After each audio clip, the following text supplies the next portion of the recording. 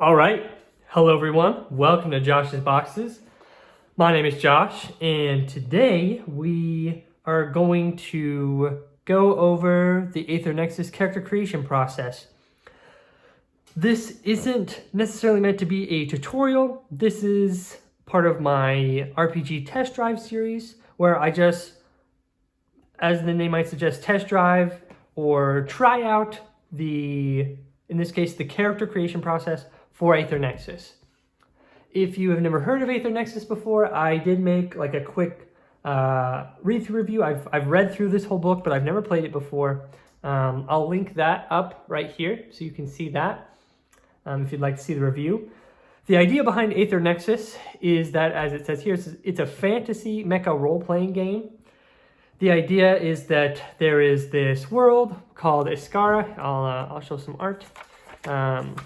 World called Iskara, which is this like broken, shattered world that was devastated by these evil demon crab monster thingies called the Agdra. And the world has like kind of recuperated, but there's a chance that the Agdra, or it seems like the Agdra are making a return. And so the party or the adventurers, the heroes, need to get together in these mecha and fight the evil giant crab demon monsters. And there's lots of other types of adventures you can have, but there's like flying skyships, and it's very like science fantasy, but very, very heavy on the fantasy. There's like, you know, giant robots and guns and floating ships and technology and that kind of stuff, but I would say it's mostly fantasy elements. So that's a quick overview of Aether Nexus, and we're going to get into the character creation. This system, the rule set, is based off of Mecha Hack, which is another game that Absolute Tabletop made. That's more about your like Gundam, Pacific Rim, giant military robots fighting giant monsters and going on military missions and stuff. It doesn't really have any of the fantasy elements, but that's the basis of these rules. So I am going to get started. Just going to dive right in. So the character creation rules are they start on page 19, and it just walks you right through the process. The first step is to allocate your aspects. These are the aspects: stone, flux, aether, and hearth. These map onto basically strength, dexterity, intelligence / wisdom, and charisma, but not that directly. I like that they changed the names. First, these are each of these is a reference to an in-world thing. The floating continents are stones. The like wind or current that the floating stones float on is called the flux. Aether is like the magical energy and the mind realm kind of stuff, and then hearth are the like the settlements and civilizations that dot this world. So I like that the four aspects have in-world names. I know that really bothers some people that it's not just strength, agility, wisdom, whatever, but I like the flavor that it has. And another thing is, because it has a different name, it doesn't come with exactly the same baggage. And so they're able to use them in ways that are kind of unconventional. Like Aether is your intelligence, your like spellcasting aspect basically, but it's also like paying attention to your surroundings in that way. And so I like that. I think it's a good decision that they have the aspects with different names, but I know that really bothers some people. Anyways, to allocate aspects, you have an 8, a 10, a 12, and a 13. And basically, to succeed at a test with one of these aspects, you have to roll under. So it's a D20 system. And if your stone was, let's say, an 8, boom, I would have just passed making that stone test if I were trying to do something strength-based, because I rolled a 4, but had it been an 18, I would have failed. So that's kind of the basic use of aspects. And so we've got an 8, a 10, a 12, and a 13. I do have kind of a character build in mind. Usually I play a lot of like strength-based, tanky warrior types. That's kind of my go-to. And so I want to do things a little bit different and do like a really smart, kind of charismatic character this time. So I'm going to put the 13 in Aether. I'm going to write these in pencil first, because I know that they're going to change here in a little bit, and then I have a pen on the side. And normally I would never make a character in pen, but I'm going to do it in pen so it shows up better on camera. So I'm going to put the 13 in Aether, the 12 in Hearth, the 10 in Flux, and the 8 in Stone. All right, so that's my aspects allocated, and those will change here in a little bit. Next, you choose your kin. Your kin is kind of like your race in standard D&D, or your species or whatever. I'll go over the options really quick because I think they're all really cool. You've got the Buforogs, which are like amphibian, reptilian kind of people. You've got the Chimaru, which are bug people. I like how there's like a variety with each one of them. The Cloven, which are like cursed. They used to be kind of human, but they got this curse from the magical Aether realm that gives them like kind of almost tiefling appearances where they grow horns and eventually they go insane. So they've got really cool flavor. Next, there's the Glyphics. The Glyphics, they're living stone-like statue people. The Caldron are like sapient magic people that live in these robot suits. Pretty interesting. There's the Mycodri, which are mushroom people in robot suits. There's the Tuscarin, which are like tusked mammal people, basically. You know, rhinos and walruses and I guess like a warthog, maybe. And then I don't know how to say this one. I don't know if it's Kai or Ki. I want to say Kai. I feel like I remember seeing a pronunciation thing somewhere when I read through this book, but I don't remember. So I'm going to say Kai right there, but sorry if that's wrong. And they're like these alien refugee people. They look like this, but they live in these robot suits because they're refugees that can't, I think they can't survive in normal atmosphere or something like that. So that's the options. As you can really see the fantasy flavor coming through already with the kin options. And I think because I want mine to be kind of like intellectual, and magical, I think I'm going to go with the Kai. So right here for kin, I'm going to put Kai. Now your kin, rather than adjusting your aspects, gives you 2 abilities. One of them is just like a standard trait, and then one of them is a Nexus Surge ability. One of the innovative things that this system does is, you see here it has damage die, Nexus die, and armor die. And what that means is you have a die type assigned to each of those. And damage type is just normal, like you roll and you do 2 damage. Armor die and Nexus die do something a little bit differently, where they're usage dice, which means that let's say you had a D8 for your armor die. You take some damage. Let's say you take 7 damage. You rolled this. That's an 8. So you would completely negate that damage. But if I had rolled a 1, then this would downgrade to become a D6 the next time I roll on damage. And if that hits a 1, then it goes to a D4, and then the armor's gone, basically. The Nexus die operates on a similar principle, but the Nexus represents the like mental, spiritual connection that all the characters have together. And it powers a lot of abilities, lets you trade hit points, basically.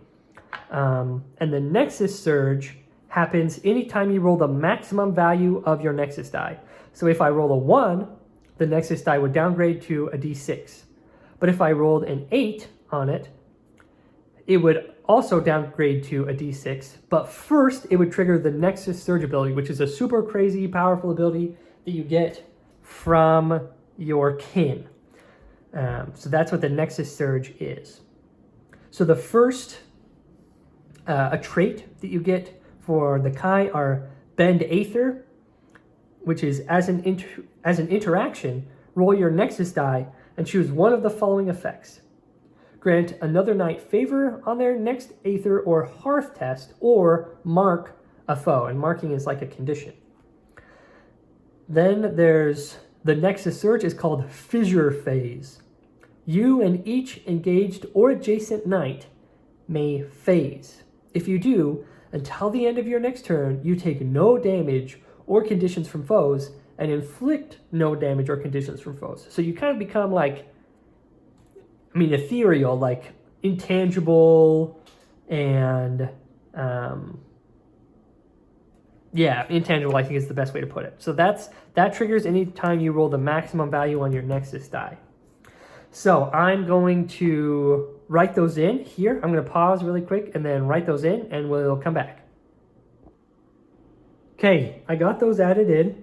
I had to squeeze pretty tight to fit all that search stuff in here, but I got it in there. And then here's that normal trait ability. So that's the kin.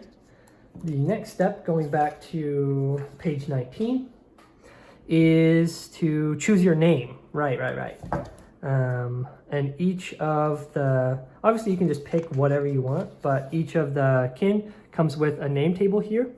So I'm just going to roll D12 here, D12 twice, and pick a name. So one is Kel, and one again is Vor. Kel Vor is this character's name. Kel Vor. Cool.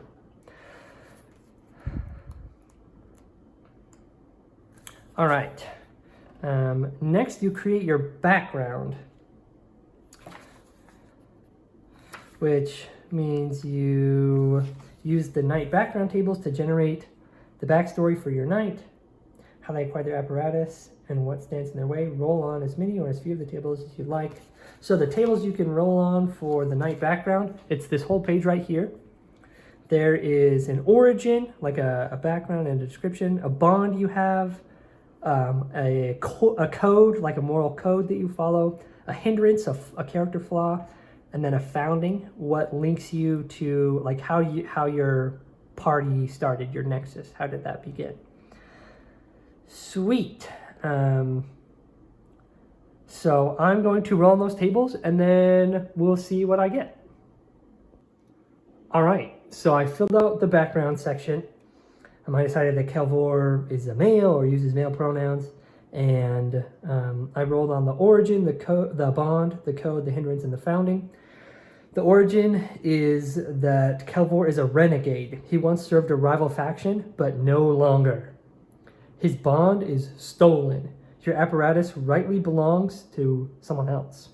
Code, which I wrote a little bit wrong, is to avenge, exact vengeance on those who wronged you. Hindrance is compulsion. You rely on a vice, which I wrote for, and it's stuff called lumen, which like increases focus and energy. So he's got a little bit of an addiction there. And then the founding of your nexus, how I met my party, is your nexus was forged through trials. And what I'm taking from this as I rolled is the Kai people are like kind of famous for their courts that have like lots of political intrigue and schemes and plots and plans and machinations and stuff. And maybe he was like a part of one of these groups, but something went wrong. They wronged him somehow, and he like stole one of their apparatus and fled, and now wants to like get back on them. So I pictured that they probably hunt him for that. And in the meantime, he's got this kind of lumen addiction. And that's Kelvor's backstory, and I think it's pretty cool. I think it's a pretty good start to a character. So the next step is to, after your background, is to choose your frame. And the frame is the type of robots that you have. The robots are called apparatus, and the different types are called frames. So there's the Bastion, which is like a big, tough, like very defensive frame. There's the Dragoon, which is like high speed and can turn into like, it's called Aether Wind form, and it basically like transforms into like an airplane kind of thing. Where you can kind of see it, like its head goes forward and its wings come out and stuff. So that's kind of cool. There's the Enigma, which is kind of like a nature-based robot suit that gains different stances that are inspired by seasons. There's the Ettercap frame, which you can see has a spider theme, and it controls these little things called Radis mites, which are just these little like spider robots that it can control. It can summon a swarm of those. There's the Imp, which is like a sniper, ambusher, teleporter kind of frame. Very cool. There's the Magus, or Magus perhaps, that is basically a wizard, as you might be able to guess. They have a whole thing called Channel Aspect, which gives them like some magical abilities. There's the Omen, which has like future seeing powers that lets them alter fate a little bit. And then there's the Sunderer, which is like maxed out strength, like full, like Hulk smash kind of robot.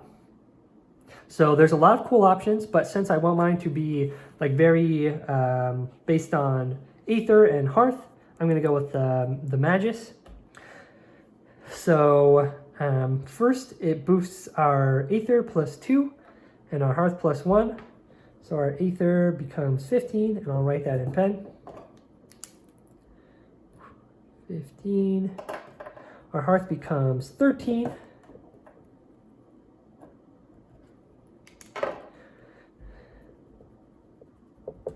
It does bother me a little bit that these are offset, so that the Hearth is like facing this way, but then the 13 is that way, so it's not in line. But to write it to the side would be weird too. And then they'll stay the same, so that's still 10 and 8, but not a big deal, just a little nitpick. Right, after that, the Magus gives us 8 energy, which is like HP. I'm gonna write that in pencil because I'm sure that will change. So 8 out of 8 HP. Our armor die is a D6, which makes sense because we are not, nothing crazy, you know, wizards don't really wear armor. Same thing for damage die, D6, but then the Nexus die is D12. Why did I capitalize that? I guess they're capitalized in the book. Maybe that's why, but I'll be consistent, D12 out of D12. So I can use Nexus abilities a lot because I've got that D12 Nexus die. Very cool.